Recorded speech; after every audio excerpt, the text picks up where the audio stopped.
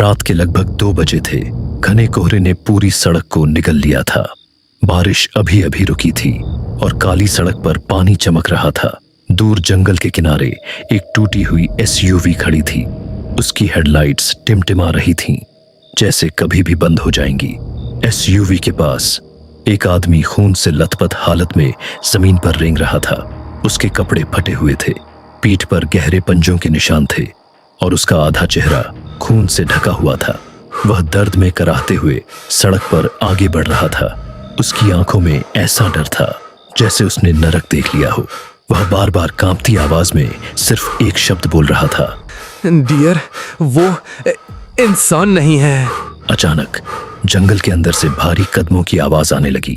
ठक ठक ठक, जैसे कोई विशाल चीज धीरे धीरे सड़क की तरफ आ रही हो। आदमी की सांसें तेज हो गईं। उसने डर कर पीछे देखा। घना अंधेरा, हिलते हुए पेड़ और फिर 2 लाल आंखें अंधेरे में चमकती हुई। आदमी डर से जम गया। उसकी आंखों से आंसू बहने लगे। फिर पेड़ों के बीच से एक लंबी काली आकृति बाहर आई, लगभग 8 फीट लंबी, हड्डियों जैसा पतला शरीर, लंबे हाथ और सिर एक सड़े हुए हिरण का। उसकी बड़ी बड़ी सींगों पर सूखा हुआ खून जमा था। उसके मुंह से काला तरल टपक रहा था। वह चीज धीरे धीरे आदमी के सामने आकर खड़ी हो गई। आदमी जोर से चीखा, लेकिन अगले ही पल वो चीज बिजली जैसी रफ्तार से उस पर झपटी। पूरी सड़क डरावनी चीख से गूंज उठी। एसयूवी की हेडलाइट्स अचानक बंद हो गईं और जंगल फिर शांत हो गया। सुन रहे हो ना तुम? अंधेरे में जो छिपा है वो सिर्फ कहानी नहीं, हकीकत है। अगर हिम्मत है तो मेरे साथ बने रहो। चैनल को सब्सक्राइब करो और बेल आइकन दबाओ, क्योंकि अगला शिकार शायद तुम हो। 3 दिन पहले अमेरिका और कनाडा की सीमा से दूर पहाड़ों और बर्फीली घाटियों के बीच एक बेहद खतरनाक जंगल था, ब्लैक हॉलो फॉरेस्ट। उस जंगल का नाम सुनकर ही लोग कांप जाते थे। सरकार ने उस इलाके को डेड जोन घोषित कर रखा था, क्योंकि वहां जाने वाले लोग कभी वापस नहीं लौटते थे। पिछले 10 सालों में करीब 35 लोग गायब हो चुके थे। कुछ की लाशें मिलीं और कुछ ऐसे गायब हुए जैसे वे कभी अस्तित्व में ही नहीं थे। लेकिन सबसे अजीब बात थी, उन जंगलों के बीच एक विशाल झरना।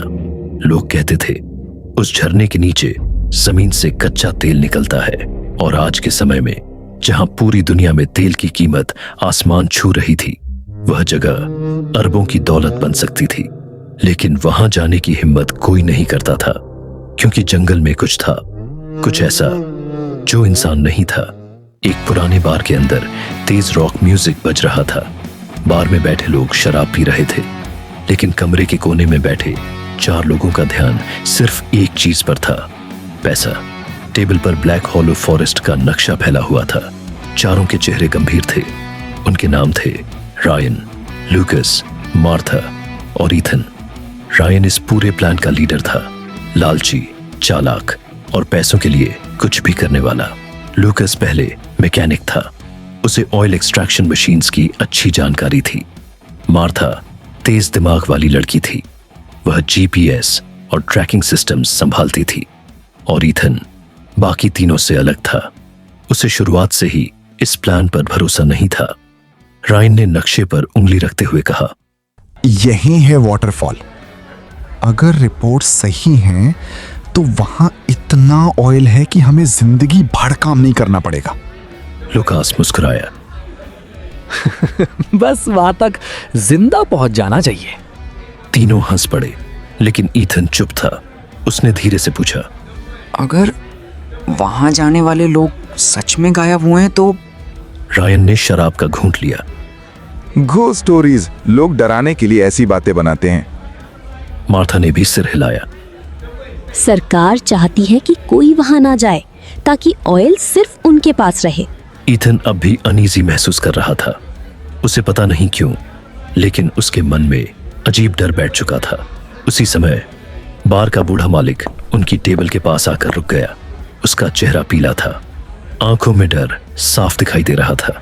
उसने धीरे से कहा, तुम लोग ब्लैक हॉलो जा रहे हो? चारों ने उसकी तरफ देखा। रायन हंस पड़ा। बूढ़े? क्यों? वहां कोई भूत रहता है क्या? बूढ़े आदमी के हाथ कांपने लगे। उसने धीमी आवाज में कहा, वो जंगल शापित है, वहां डियर रहता है। लुकास हंस पड़ा। एक हिरन हमें मार देगा? लेकिन बूढ़ा आदमी नहीं हंसा। उसकी आंखें डरी हुई थीं। वह ईथन की तरफ देखते हुए बोला, वो हिरन नहीं है, वो जंगल की क्रोध है इंसान के लिए। बार में अचानक सन्नाटा छा गया। बाहर हवा तेज चलने लगी। बूढ़ा आदमी झुककर ईथन के करीब आया और फुसफुसाया, अगर रात में तुम्हें जंगल से किसी इंसान की आवाज सुनाई दे तो कभी उसके पीछे मत जाना। यह कहकर वह धीरे धीरे वहां से चला गया। कुछ सेकंड तक कोई कुछ नहीं बोला। फिर रायन हंस पड़ा। Crazy old man. लेकिन ईथन के चेहरे का डर अब और गहरा हो चुका था। अगली सुबह चारों एक बड़ी एसयूवी में ब्लैक हॉलो फॉरेस्ट की तरफ निकल पड़े। उनके साथ ऑनऑयल कंटेनर्स, रॉप्स, कैमरों और एक्सट्रैक्शन टूल्स थे। जैसे जैसे वे जंगल के करीब पहुंचे, मौसम बदलने लगा।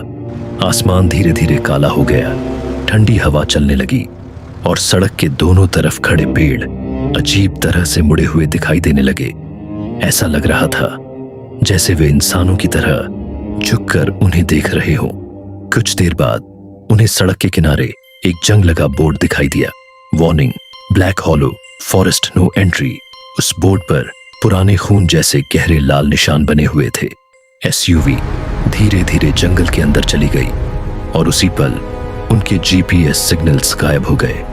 मार्था ने स्क्रीन को घूरा। ये कैसे पॉसिबल है? रायन ने कहा। रिलैक्स, आगे जाकर सिग्नल वापस आ जाएंगे। लेकिन इथन खिड़की के बाहर देख रहा था। जंगल असामान्य रूप से शांत था। न पक्षियों की आवाज, न कीड़ों की, बस हवा और पेड़ों के हिलने की धीमी आवाज। फिर अचानक एसयूवी के सामने सड़क पर कुछ भागता हुआ दिखाई दिया।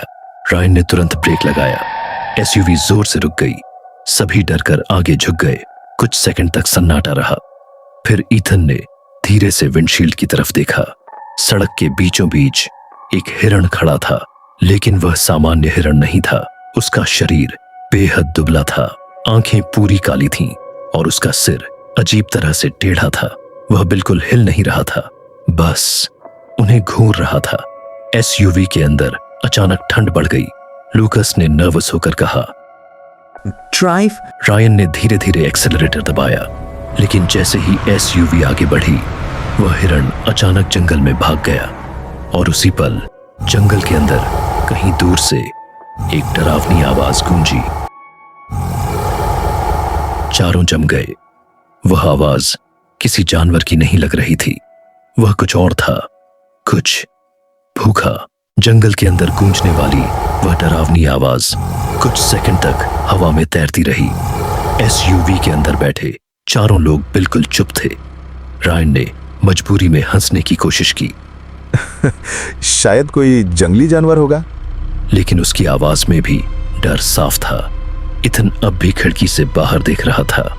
घने पेड़ों के बीच उसे बार बार ऐसा महसूस हो रहा था जैसे कोई उनके साथ साथ चल रहा हो, लेकिन हर बार उसे सिर्फ अंधेरा दिखाई देता। एसयूवी धीरे धीरे जंगल के और अंदर बढ़ती गई। जैसे जैसे वे आगे जा रहे थे, रास्ता और खराब होता जा रहा था। पेड़ों की शाखाएं सड़क तक झुक आई थीं। कई पेड़ों पर अजीब निशान बने हुए थे, लंबी खरोंचें, जैसे किसी विशाल जानवर ने अपने पंजों से पेड़ों को चीर दिया हो। लूकस ने धीरे से कहा, यहां सच में कुछ पड़ा रहता है। रायन चिढ़ गया। डरना बंद करो। लेकिन तभी एसयूवी के ऊपर अचानक जोरदार धमाका हुआ। धड़ाम, मार्था चीख पड़ी। रायन ने तुरंत ब्रेक लगाया। चारों ने डर कर ऊपर देखा। कुछ सेकंड तक सन्नाटा रहा। फिर एसयूवी की छत पर धीरे धीरे कुछ खिसकने की आवाज आने लगी। खर्रर खर्रर, जैसे कोई भारी चीज ऊपर रेंग रही हो। इथन की सांसें तेज हो गईं। लुकास ने कांपते हाथों से राइफल उठाई और तभी आवाज बंद हो गई। रायन धीरे धीरे एसयूवी से बाहर निकला। बाकी तीनों भी उसके पीछे आए। ठंडी हवा चल रही थी। पूरा जंगल अंधेरे में डूबा था। रायन ने टॉर्च ऊपर घुमाई। एसयूवी की छत पर 3 गहरे पंजों के निशान बने हुए थे। धातु अंदर तक फटी हुई थी। लूकस की आंखें फैल गईं। ये किसी जानवर के निशान नहीं है। मार्था ने धीरे से कहा। चलो यहाँ से। रायन ने कुछ नहीं कहा, लेकिन पहली बार उसके चेहरे पर भी डर दिखाई दे रहा था।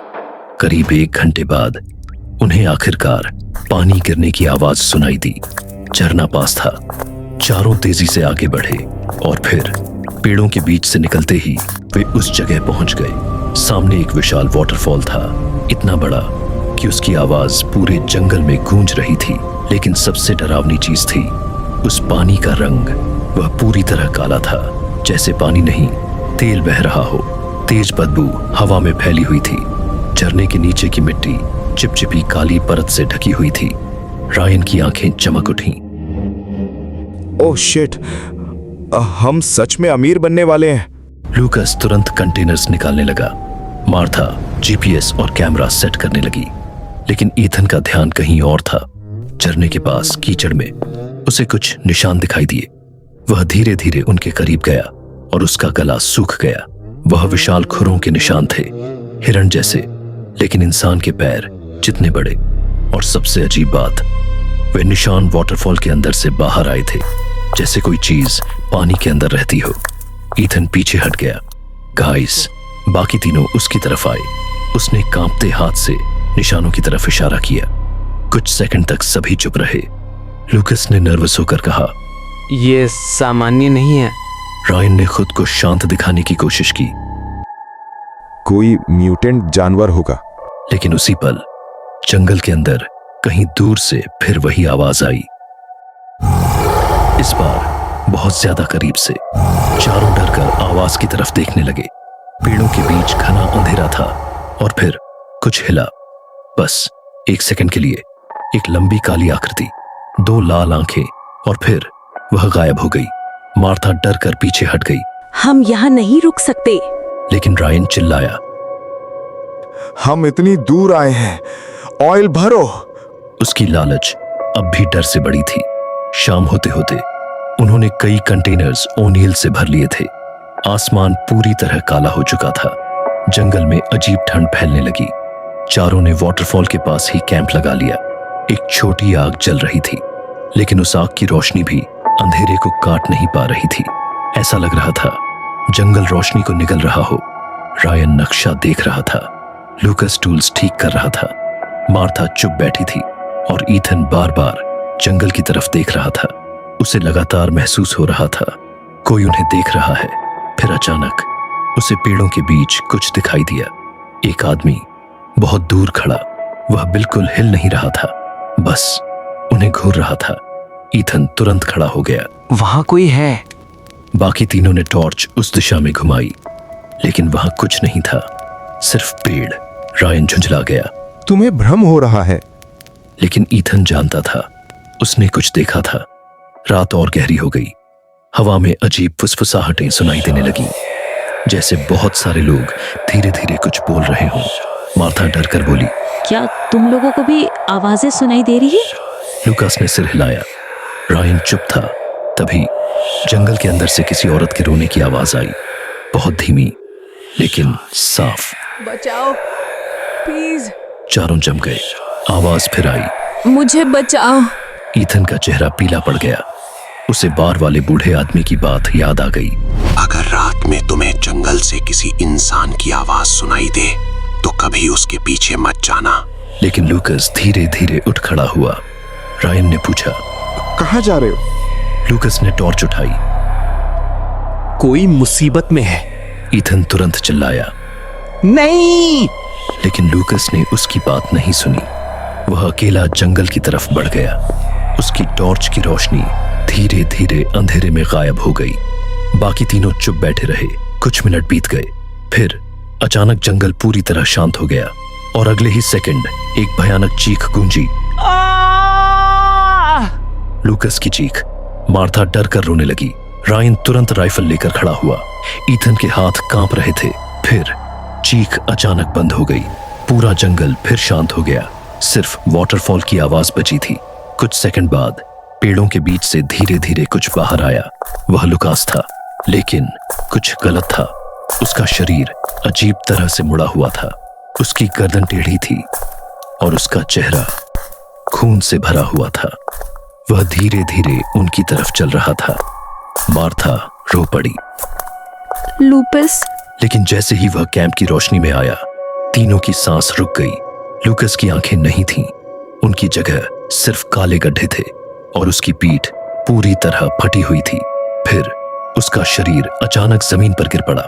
धड़ाम, उसके पीछे अंधेरे में 2 लाल आंखें चमकीं और वहीं एक विशाल सींगों वाली आकृति खड़ी थी। डियर। उसने धीरे धीरे अपना सिर टेढ़ा किया। आखिर क्या है ये डियर? क्या वो कभी इंसान था या जंगल में छुपा कोई खूंखार राक्षस? ब्लैक हॉलो फॉरेस्ट में ऐसा कौन सा डरावना राज छुपा है जहां जाने वाला कभी वापस नहीं लौटता? क्या लूकस की मौत के बाद अब रायन, ईथन और मार्था भी उस शापित जंगल से जिंदा बाहर निकल पाएंगे, या फिर डियर की भूख उन सबको निगल जाएगी? आखिर उस काले झरने के अंदर क्या छुपा है और क्यों जंगल में इंसानों जैसी आवाजें सुनाई देती हैं? डियर का अगला भाग देखने के लिए हमारे चैनल के साथ जुड़े रहे। अगर तुम अभी भी डर के बावजूद यहाँ टिके हो तो इस वीडियो को लाइक करो और कमेंट में बताओ, क्या तुम सच में डर गए थे या अगली रात का इंतजार कर रहे हो?